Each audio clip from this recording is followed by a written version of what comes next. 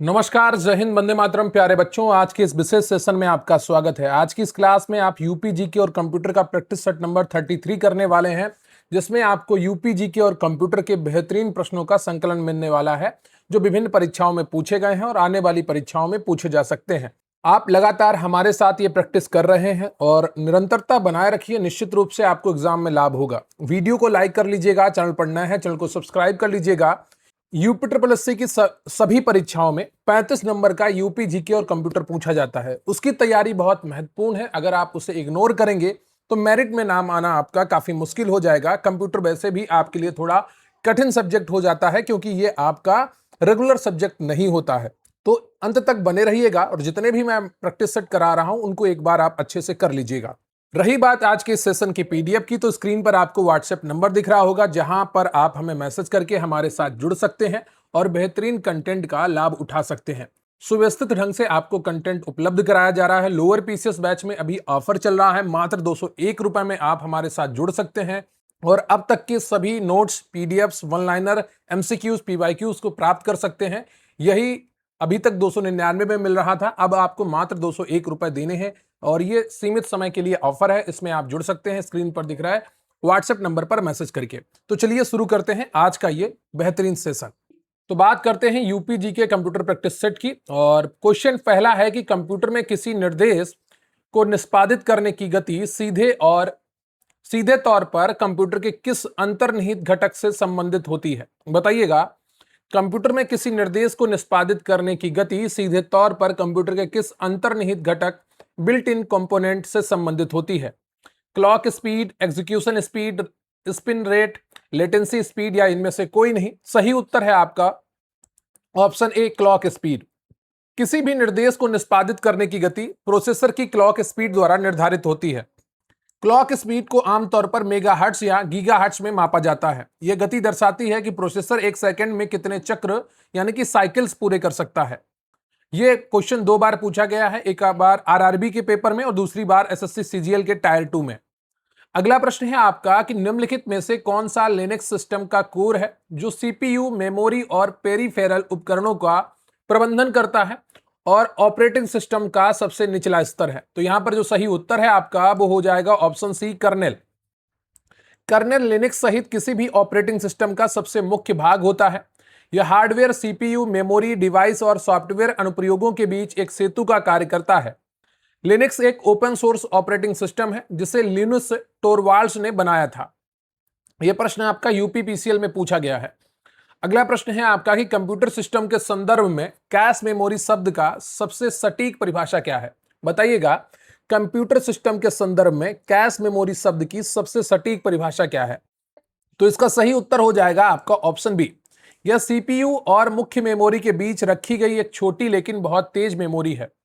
Cache memory का मुख्य उद्देश्य प्रोसेसर की गति और मुख्य मेमोरी की गति के बीच के अंतर को कम करना है। यह बार बार उपयोग होने वाले निर्देशों और डेटा को संग्रहित करता है ताकि सीपीयू उन्हें तुरंत एक्सेस कर सके। कैश मेमोरी को L1, L2 और L3 लेवल्स में विभाजित किया जाता है। यूपीपीसीएल असिस्टेंट अकाउंटेंट परीक्षा में पूछा गया प्रश्न है।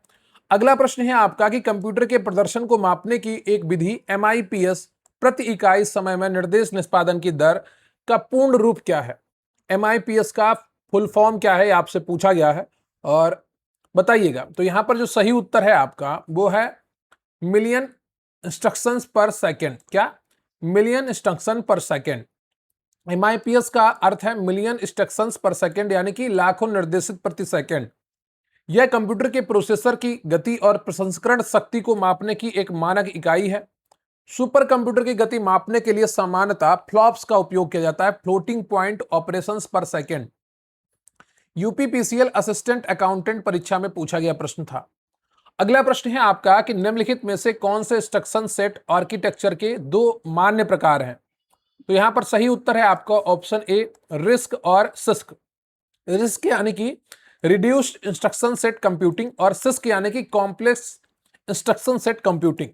सीपीयू के 2 प्रमुख आर्किटेक्चर के प्रकार हैं। रिस्क छोटे और सरल निर्देशों का उपयोग करता है जो एक क्लॉक साइकिल में निष्पादित होते हैं, जैसे ARM प्रोसेसर।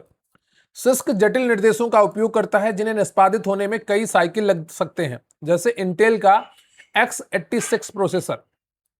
यह भी यूपीपीसीएल असिस्टेंट अकाउंटेंट परीक्षा में पूछा गया प्रश्न है। अगला प्रश्न है आपका कि यदि आप अपने पर्सनल कंप्यूटर के प्रदर्शन में समग्र रूप से सुधार करना चाहते हैं तो आपको मुख्य रूप से किसे अपग्रेड करने की आवश्यकता होगी।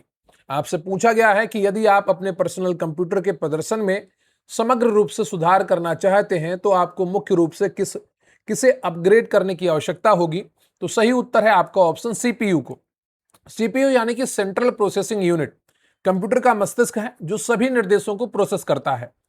प्रोसेसर को अपग्रेड करने से कंप्यूटर की गति और मल्टीटास्किंग क्षमता में सबसे अधिक सुधार होता है।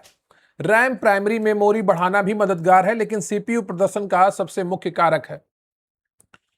यूपीपीसीएल टीजी2 2016 में पूछा गया प्रश्न था ये। अगला प्रश्न है आपका कि ऑपरेटिंग सिस्टम द्वारा सीपीयू को किसी अन्य प्रक्रिया में स्विच करने के लिए वर्तमान प्रक्रिया की स्थिति को सहेजना और नई प्रक्रिया की स्थिति को पुनर्स्थापित करना आवश्यक होता है।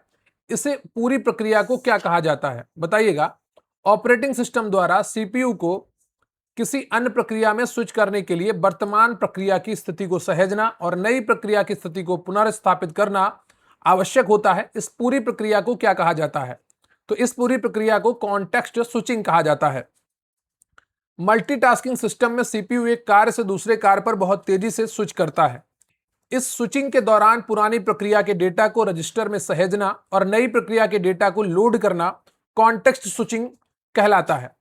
इसमें लगने वाले समय को ओवरहेड माना जाता है क्योंकि इस दौरान सीपीयू कोई उपयोगी काम नहीं कर रहा होता है। तो एनबीएस पीजीटी परीक्षा में यह प्रश्न पूछा गया था। अगला प्रश्न है आपका कि एक कंप्यूटर सिस्टम में डेटा प्रोसेसिंग चक्र चरणों का सही क्रम पहचाने। तो डेटा कैसे प्रोसेस होता है यह आपसे पूछा गया है। तो सही उत्तर है आपका, बहुत आसान इसका उत्तर होगा। सही उत्तर है आपका ऑप्शन सी, इनपुट स्टेज फिर प्रोसेसिंग स्टेज फिर आता है आपका output stage. Data processing cycle का सही क्रम होता है इनपुट, प्रोसेस और आउटपुट और फिर स्टोरेज। ठीक है। उपयोगकर्ता इनपुट डिवाइस के माध्यम से कच्चा डेटा देता है, सीपीयू उसे प्रोसेस करता है और आउटपुट डिवाइस परिणाम दिखाते हैं। यह कंप्यूटर के काम करने का सबसे बुनियादी सिद्धांत है। यह भी यूपीपीसीएल परीक्षा में पूछा गया प्रश्न है। अगला प्रश्न है आपका कि एक्यूमुलेटर कंप्यूटर सिस्टम के किस घटक का एक अभिन्न अंग है। तो सही उत्तर है आपका ऑप्शन सी, अरिथमेटिक और लॉजिक यूनिट यानी कि एएलयू। संचायक या एक्यूमुलेटर सीपीयू के भीतर एक महत्वपूर्ण रजिस्टर है। यह एएलयू अरिथमेटिक लॉजिक यूनिट का हिस्सा है जिसका उपयोग मध्यवर्ती गणितीय और तार्किक परिणामों को अस्थायी रूप से सहेजने के लिए किया जाता है। इसके बिना सीपीयू को हर गणना के बाद डेटा को मुख्य मेमोरी में भेजना और लाना पड़ेगा जो बहुत धीमा होगा। आरआरबी एसएससी का प्रश्न है ये। अगला प्रश्न है आपका कि कंप्यूटर के मदरबोर्ड पर प्रोसेसर बस की कनेक्टिविटी का विस्तार करने के लिए हम निम्नलिखित में से किसका उपयोग करते हैं। तो हम करते हैं पीसीआई बस का। किसका करते हैं? पीसीआई बस का। पीसीआई का पूर्ण रूप है पेरिफेरल कंपोनेंट इंटरकनेक्ट। यह एक लोकल कंप्यूटर बस है जिसका उपयोग हार्डवेयर उपकरणों जैसे graphics card, network card, sound card को मदरबोर्ड से जोड़ने के लिए किया जाता है। यह प्रोसेसर बस का विस्तार करके नए उपकरणों को सिस्टम के साथ संचार करने की अनुमति देता है। बीपीएससी में प्रश्न पूछा गया था। अगला प्रश्न है आपका कि कंप्यूटर शब्दावली में शब्द यूएसबी का पूर्ण रूप क्या है। बहुत आसान उत्तर है लेकिन कई बार परीक्षाओं में पूछा जाता है। तो सही उत्तर है आपका option C, universal serial bus. USB का अर्थ है यूनिवर्सल सीरियल बस। यह एक प्लग एंड प्ले इंटरफेस है जो कंप्यूटर की keyboard, mouse, printer, flash drive और कई अन्य पेरिफेरल उपकरणों के साथ संवाद करने की अनुमति देता है। यूएसबी 1.0 से लेकर यूएसबी टाइप सी तक इसके कई संस्करण जारी हो चुके हैं और यह यूपीपीएससी एपीएस और यूपीपीसीएल एसी में पूछा गया प्रश्न है।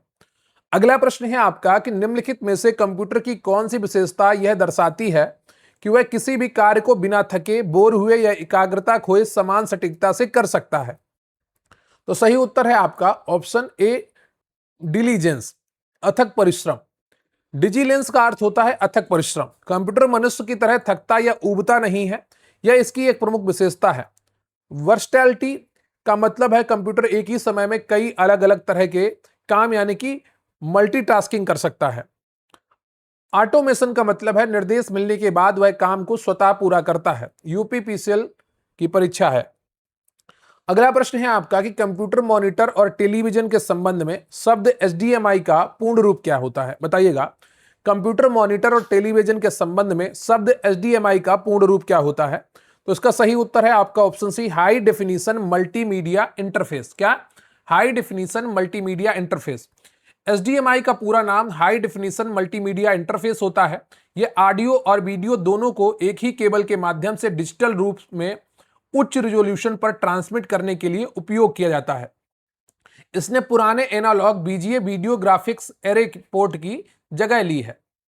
यूपीएसआई में पूछा गया प्रश्न है। अगला प्रश्न है आपका, निम्नलिखित में से कौन सी विशेषता रिस्क आर्किटेक्चर से संबंधित नहीं है? Reduced instruction set computer. तो इसका सही उत्तर है आपका ऑप्शन सी, माइक्रो प्रोग्रामिंग पर अत्यधिक निर्भरता इससे संबंधित नहीं है। बड़ी संख्या में समान उद्देश्य वाले रजिस्टर, निश्चित लंबाई के निर्देश, अधिकांश निर्देशों का सिंगल साइकिल निष्पादन, ये आपका रिस्क से संबंधित है। रिस्क यानी कि reduced instruction set computer architecture hardware control का उपयोग करता है, ना कि माइक्रो प्रोग्रामिंग का। Micro programming six complex instruction set computer architecture की मुख्य विशेषता है। रिस्क में निर्देशों की लंबाई निश्चित होती है और अधिकांश निर्देश एक ही क्लॉक साइकिल्स में निष्पादित हो जाते हैं।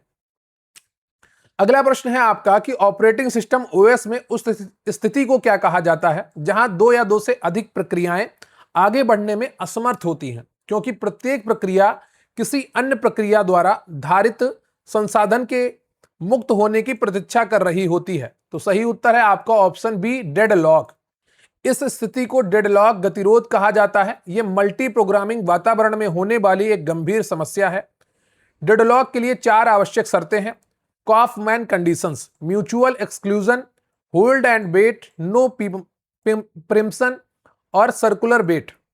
स्टारवेशन तब होता है जब किसी निम्न प्राथमिकता वाली प्रक्रिया को लंबे समय तक संसाधन नहीं मिल पाता है लेकिन सिस्टम रुका नहीं होता है। अगला जो क्वेश्चन है वो आपका यूपीजीके से जुड़ा हुआ है और पूछा गया है कि उत्तर प्रदेश की एक जिला एक उत्पाद योजना के संदर्भ में निम्नलिखित में से कौन सा युग्म जिला उत्पाद सही सुमेलित नहीं है? महोबा गौरा पत्थर शिल्प, मैनपुरी तारकाशी कला, जालौन हस्त निर्मित कागज, बहराइच मूंज उत्पाद। तो यहां पर जो सही उत्तर है आपका वो ऑप्शन डी है। बहराइच का ओडीओपी उत्पाद गेहूं की डंठल की कलाकृतियां हैं, व्हीट स्टाल्क हैंडीक्राफ्ट्स। मूंज उत्पाद मुख्य रूप से प्रयागराज, सुल्तानपुर और अमेठी जिलों का ओडीओपी है। महोबा का गौरा पत्थर शिल्प, मैनपुरी की तारकाशी कला और जालौन का हस्त निर्मित कागज कालपी क्षेत्र बिल्कुल सही सुमेलित है। अगला प्रश्न है आपका कि उत्तर प्रदेश की महत्वपूर्ण सरकारी इमारतों की वास्तुकला के संदर्भ में लखनऊ स्थित उत्तर प्रदेश विधान भवन का मुख्य वास्तुकार निम्नलिखित में से कौन था? बताइएगा, उत्तर प्रदेश की महत्वपूर्ण सरकारी इमारतों की वास्तुकला के संदर्भ में लखनऊ स्थित उत्तर प्रदेश विधान भवन का मुख्य वास्तुकार निम्नलिखित में से कौन था? यह आपका प्रश्न अभी परीक्षा में हाल ही में यूपीएससी द्वारा पूछा गया था। तो सही उत्तर है आपका ऑप्शन बी, सर सैमुअल स्वीटन जैकब और हीरा सिंह।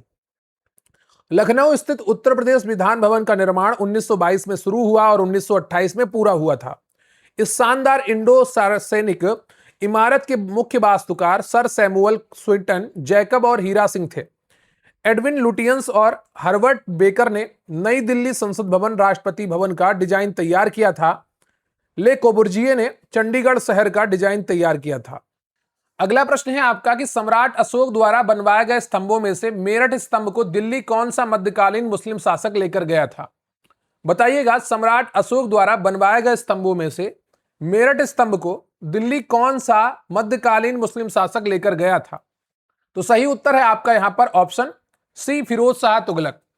सम्राट अशोक के 2 प्रमुख स्तंभों टोपरा हरियाणा और मेरठ उत्तर प्रदेश को दिल्ली सल्तनत के शासक फिरोज शाह तुगलक ने उखड़वाकर दिल्ली मंगवाया था।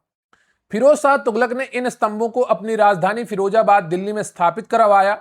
इलाहाबाद प्रयागराज स्तंभ लेख मूल रूप से कौशांबी में था, जिसे अकबर के शासनकाल में जहांगीर द्वारा इलाहाबाद किले में लाया गया था। अगला प्रश्न है आपका कि उत्तर प्रदेश की प्रसिद्ध शास्त्रीय गायिका और ठुमरी की रानी के नाम से विख्यात गिरजा देवी का संबंध किस घराने से था? तो सही उत्तर है आपका यहां पर ऑप्शन बी बनारस घराना। गिरिजा देवी हिंदुस्तानी शास्त्रीय संगीत की एक प्रसिद्ध गायिका थी जिनका जन्म वाराणसी बनारस में हुआ था। वे मुख्य रूप से बनारस घराने से जुड़ी हुई थीं और उन्हें ठुमरी गायन को लोकप्रिय बनाने का श्रेय दिया जाता है। उन्हें भारत सरकार द्वारा पद्मश्री, पद्म भूषण और 2016 में पद्म विभूषण से सम्मानित किया गया था। अगला प्रश्न है आपका कि उत्तर प्रदेश की वह कौन सी प्रमुख जनजाति है जो मुख्य रूप से सोनभद्र और मिर्जापुर जिलों में निवास करती है तथा जिसका पारंपरिक लोक नृत्य कर्मा है। तो सही उत्तर है आपका यहाँ पर ऑप्शन सी, खरवार। खरवार जनजाति उत्तर प्रदेश के सोनभद्र, मिर्जापुर, गाजीपुर और बलिया जिलों में निवास करती है। कर्मा इनका एक बहुत ही प्रसिद्ध पारंपरिक और धार्मिक लोक नृत्य है जो अच्छे भाग्य और फसल के लिए किया जाता है। थारू जनजाति तराई क्षेत्रों, लखीमपुर खीरी आदि में और सहरिया जनजाति ललितपुर में पाई जाती है। अगला प्रश्न है आपका कि 2011 की जनगणना के अंतिम आंकड़ों के अनुसार उत्तर प्रदेश के निम्नलिखित जिलों को उनकी कुल साक्षरता दर के घटते क्रम यानी कि अवरोही क्रम में व्यवस्थित करें। तो सबसे ऊपर, सबसे नीचे, ऐसे आपको व्यवस्थित करना है। तो यहां पर सही उत्तर है आपका ऑप्शन ए, ये सभी आपके सुव्यवस्थित हैं। उत्तर प्रदेश के सर्वाधिक साक्षरता वाले शीर्ष 4 जिले इसी क्रम में है। गौतम बुद्ध नगर 80.12%, कानपुर नगर 79.65%, औरैया 78.95% और इटावा 78.41%। उत्तर प्रदेश की कुल औसत साक्षरता दर 67.7% है। पुरुष साक्षरता दर 77.3% और महिला साक्षरता दर 57.2% है। अगला प्रश्न है आपका कि उत्तर प्रदेश के प्रथम रामसर स्थल के रूप में वर्ष 2005 में किस स्थान को मान्यता दी गई थी। तो सही उत्तर कौन सा हो जाएगा यहाँ पर? सही उत्तर है आपका ऑप्शन बी, ऊपरी गंगा नदी ब्रज घाट से नरौरा तक। उत्तर प्रदेश का पहला रामसर स्थल या आर्द्रभूमि या वेटलैंड ऊपरी गंगा नदी है जिसे 2005 में घोषित किया गया था। यह क्षेत्र ब्रज घाट से नरौरा तक फैला है। इसके बाद 2019 में एक साथ 6 स्थलों को रामसर साइट घोषित किया गया जिनमें नवाबगंज भी शामिल था। वर्तमान में उत्तर प्रदेश में कुल 13 रामसर स्थल हैं जो पर्यावरण एवं पारिस्थितिकी के दृष्टिकोण से अत्यंत महत्वपूर्ण है। अगला प्रश्न है आपका कि भारत सरकार का उपक्रम एलिम्को कृत्रिम अंग निर्माण निगम उत्तर प्रदेश के किस शहर में स्थित है? बताइएगा। 23 का कौन सा ऑप्शन सही होगा? सही उत्तर है आपका ऑप्शन सी, कानपुर। कई बार मैंने आपको यह प्रश्न कराया है। एलिम्को भारत सरकार के सामाजिक न्याय और अधिकारिता मंत्रालय के तहत काम करने वाली एक कंपनी है। इसकी स्थापना 1972 में हुई थी और इसका मुख्यालय कानपुर उत्तर प्रदेश में स्थित है। यह कंपनी दिव्यांगजनों के लिए कृत्रिम अंग और पुनर्वास सहायक उपकरणों का निर्माण करती है। अगला प्रश्न है आपका कि कृषि के क्षेत्र में मेंथा के उत्पादन में उत्तर प्रदेश का भारत में कौन सा स्थान है? सही उत्तर है आपका ऑप्शन ए, प्रथम। उत्तर प्रदेश में भारत में मेंथा पिपरमिंट का सबसे बड़ा उत्पादक राज्य है जिसका प्रथम स्थान है। पूरे भारत के कुल मेंथा उत्पादन का लगभग 80 से 90% हिस्सा अकेले उत्तर प्रदेश में पैदा होता है, विशेष रूप से बाराबंकी, बदायूं, रामपुर, मुरादाबाद क्षेत्रों में। मेंथा के तेल का उपयोग फार्मास्यूटिकल, कॉस्मेटिक्स और कन्फेक्शनरी उद्योगों में बड़े पैमाने पर किया जाता है। अगला प्रश्न है आपका कि उत्तर प्रदेश प्रशासनिक संरचना के अनुसार वर्तमान में राज्य में कुल कितनी जिला पंचायतें हैं? तो सही उत्तर है आपका ऑप्शन बी, 75। उत्तर प्रदेश में पंचायती राज व्यवस्था के 3 स्तर हैं, ग्राम पंचायत, क्षेत्र पंचायत, ब्लॉक स्तर पर और जिला पंचायत। चूंकि उत्तर प्रदेश में कुल 75 जिले हैं इसलिए राज्य में कुल 75 जिला पंचायतें कार्य करती हैं। उत्तर प्रदेश में 18 मंडल और लगभग 826 विकास खंड हैं। अगला प्रश्न है आपका कि राष्ट्रीय जलमार्ग 1 जो भारत का सबसे लंबा अंतर्देशीय जलमार्ग है उत्तर प्रदेश के किन प्रमुख शहरों से होकर गुजरता है? तो ये प्रयागराज, वाराणसी और गाजीपुर से होकर गुजरता है। राष्ट्रीय जलमार्ग 1 NW1 गंगा भागीरथी हुगली नदी पर प्रणाली पर स्थित है जो उत्तर प्रदेश के प्रयागराज से पश्चिम बंगाल के हल्दिया तक 1620 किलोमीटर लंबा है। यह जलमार्ग उत्तर प्रदेश में प्रयागराज, इलाहाबाद, मिर्जापुर, वाराणसी और गाजीपुर जैसे प्रमुख शहरों से होकर गुजरता है। यह कार्गो परिवहन के लिए एक पर्यावरण अनुकूल और सस्ता साधन प्रदान कर रहा है। अगला प्रश्न है आपका कि हाल ही में चर्चा में रहे उत्तर प्रदेश सरकार के नए निकाय उत्तर प्रदेश इको टूरिज्म विकास बोर्ड का मुख्यालय कहां स्थापित किया गया है? तो यह स्थापित किया गया है लखनऊ में। उत्तर प्रदेश में इको टूरिज्म पारिस्थितिकी पर्यटन को बढ़ावा देने के लिए राज्य सरकार ने हाल ही में उत्तर प्रदेश इको टूरिज्म विकास बोर्ड का गठन किया है। इस बोर्ड का मुख्यालय राजधानी लखनऊ में स्थापित किया गया है। इस बोर्ड के पदेन अध्यक्ष राज्य के मुख्यमंत्री होते हैं। अगला प्रश्न है आपका कि प्रसिद्ध महाकाव्य पद्मावत की रचना भक्ति काल के सूफी कवि मलिक मोहम्मद जायसी ने की थी। उनका जन्म स्थान जायस उत्तर प्रदेश के किस जिले में स्थित है? बताइएगा। प्रसिद्ध महाकाव्य पद्मावत की रचना भक्ति काल के सूफी कवि मलिक मोहम्मद जायसी ने की थी। उनका जन्म स्थान जायस उत्तर प्रदेश के किस जिले में स्थित है? तो ये आपका स्थित है अमेठी में। मलिक मोहम्मद जायसी हिंदी साहित्य के निर्गुण प्रेमाश्रयी शाखा के महान सूफी कवि थे। उनका जन्म जायस नामक स्थान पर हुआ, जो वर्तमान में उत्तर प्रदेश के अमेठी जिले में स्थित है। पहले यह रायबरेली जिले का हिस्सा था। इन्होंने अवधी भाषा में पद्मावत, अखरावट और आखिरी कलाम जैसी प्रसिद्ध रचनाएं लिखी हैं। अगला प्रश्न है आपका कि उत्तर प्रदेश के लखनऊ में स्थित तकनीकी शिक्षा के सबसे बड़े विश्वविद्यालय डॉक्टर एपीजे अब्दुल कलाम प्राविधिक विश्वविद्यालय एकेटीयू को अपनी स्थापना के समय वर्ष 2000 में किस नाम से जाना जाता था? तो इसको जाना जाता था Uttar Pradesh technical university UPTU. AKTU की स्थापना 8 मई 2000 को हुई थी। तब इसका नाम उत्तर प्रदेश प्राविधिक विश्वविद्यालय UPTU Uttar Pradesh technical university था। बीच में इसे यूपीटीयू और एमटीयू में विभाजित किया गया था, लेकिन 2013 में इन्हें फिर से मिला दिया गया। वर्ष 2015 में भारत के पूर्व राष्ट्रपति के सम्मान में इसका नाम बदलकर डॉक्टर एपीजे अब्दुल कलाम प्राविधिक विश्वविद्यालय एकेटीयू कर दिया गया। अगला प्रश्न है आपका कि जैन धर्म से संबंधित प्रसिद्ध काम्पिल मेला उत्तर प्रदेश के किस जिले में आयोजित किया जाता है? तो सही उत्तर है आपका ऑप्शन बी, फर्रुखाबाद। काम्पिल मेला उत्तर प्रदेश के फर्रुखाबाद जिले के काम्पिल प्राचीन नाम काम्पिल नामक स्थान पर लगता है। काम्पिल जैन धर्म का एक प्रमुख पवित्र स्थल है, क्योंकि यह 13वें जैन तीर्थंकर भगवान बिमलनाथ का जन्म स्थान माना जाता है। यह स्थान महाभारत काल में राजा द्रुपद की राजधानी दक्षिणी पंचाल भी हुआ करता था। अगला प्रश्न है आपका कि उत्तर प्रदेश के खनिज संसाधनों में सिलिका सैंड कांच बालू का सबसे प्रमुख खनन क्षेत्र शंकरगढ़ किस जिले में स्थित है? तो यह आपका स्थित है प्रयागराज इलाहाबाद में। उत्तर प्रदेश भारत में सिलिका सैंड कांच बालू के उत्पादन में अग्रणी राज्यों में से एक है। प्रयागराज जिले के शंकरगढ़ क्षेत्र उच्च गुणवत्ता वाले सिलिका सैंड के खनन के लिए पूरे देश में प्रसिद्ध है। इसके अलावा बांदा और चित्रकूट क्षेत्रों में भी कांच बालू पाया जाता है, जिसका उपयोग कांच उद्योग में किया जाता है। अगला प्रश्न है आपका कि प्रसिद्ध बौद्ध तीर्थ स्थल चौखंडी स्तूप उत्तर प्रदेश में कहाँ स्थित है? तो यह स्थित है आपका सारनाथ वाराणसी में। चौखंडी स्तूप एक महत्वपूर्ण बौद्ध स्मारक है, जो उत्तर प्रदेश के वाराणसी जिले में सारनाथ में स्थित है। मूल रूप से इस स्तूप का निर्माण गुप्त काल के दौरान भगवान बुद्ध और उनके पहले 5 शिष्यों के मिलन स्थल को चिन्हित करने के लिए किया गया था। बाद में इसके ऊपर एक अष्टकोणीय मीनार जोड़ दी गई थी, जिसे मुगल सम्राट हुमायूं की यात्रा की याद में बनवाया गया था। अगला प्रश्न है आपका कि 1925 के ऐतिहासिक काकोरी ट्रेन डकैती के मुख्य नायकों में से एक क्रांतिकारी रामप्रसाद बिस्मिल को उत्तर प्रदेश की किस जेल में फांसी दी गई थी? तो सही उत्तर है आपका यहां पर ऑप्शन डी, गोरखपुर जेल में। 9 अगस्त 1925 को हुई काकोरी ट्रेन एक्शन के बाद एचआरए यानी कि हिंदुस्तान रिपब्लिकन एसोसिएशन के प्रमुख क्रांतिकारियों को फांसी दी गई थी। रामप्रसाद बिस्मिल को गोरखपुर जेल में फांसी दी गई थी। अशफाक उल्ला खान को फैजाबाद जेल में, रोशन सिंह को प्रयागराज इलाहाबाद में और राजेंद्र लाहिड़ी को गोंडा जेल में फांसी दी गई थी। अगला प्रश्न है आपका कि उत्तर प्रदेश के जलोढ़ मृदा क्षेत्रों में नदी के किनारों के पास पाई जाने वाली नई जलोढ़ मिट्टी को किस नाम से जाना जाता है? तो इसको जाना जाता है खादर के नाम से। गंगा यमुना के मैदानी भागों में नई जलोढ़ मिट्टी को खादर कहा जाता है।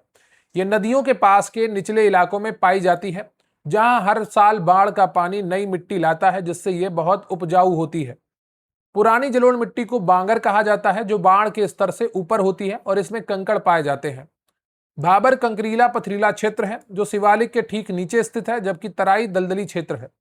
अगला प्रश्न है आपका कि मध्यकालीन भारतीय इतिहास में जौनपुर में सरकी राजवंश की स्थापना किसने की थी, जिसके शासनकाल में जौनपुर को सिराज ए हिंद कहा जाने लगा? तो सही उत्तर है आपका यहां पर ऑप्शन सी, ख्वाजा जहां मलिक सरवर। जौनपुर शहर की स्थापना फिरोज शाह तुगलक ने अपने चचेरे भाई जौना खान मोहम्मद बिन तुगलक की याद में की थी, लेकिन वहां स्वतंत्र सरकी राजवंश की स्थापना 1394 ईस्वी में ख्वाजा जहां ने की थी, जिसका नाम मलिक सरवर था। इस वंश का सबसे महान शासक इब्राहिम शाह सरकी था, जिसके समय में शिक्षा, कला और वास्तुकला जैसे अटाला मस्जिद के विकास के कारण जौनपुर को भारत का सिराज या सिराज ए हिंद कहा गया। तो आज का ये सेशन आपका कंप्लीट होता है। वीडियो को लाइक कर लीजिएगा, चैनल पर नया है चैनल को सब्सक्राइब कर लीजिएगा, अपने दोस्तों के साथ भी वीडियो शेयर करिएगा और कमेंट करके बताइएगा कि आज का ये मॉक टेस्ट आपको कैसा लगा, आज का ये प्रैक्टिस सेट आपको कैसा लगा, आज के प्रश्नों का स्तर आपको कैसा लगा और 35 में से कितने प्रश्न आपके सही हुए हैं। रही बात आज के सेशन की पीडीएफ की, तो स्क्रीन पर आपको व्हाट्सएप नंबर दिख रहा होगा जहां पर मैसेज करके आप हमारे साथ जुड़ सकते हैं और हमारी पीडीएफ का फायदा उठा सकते हैं। सुव्यवस्थित notes, one liner, PYQ, MCQ आपको व्यवस्थित ढंग से उपलब्ध कराए जाते हैं, जिससे आपकी तैयारी आसान हो जाती है और कंटेंट आपको एक जगह मिल जाता है।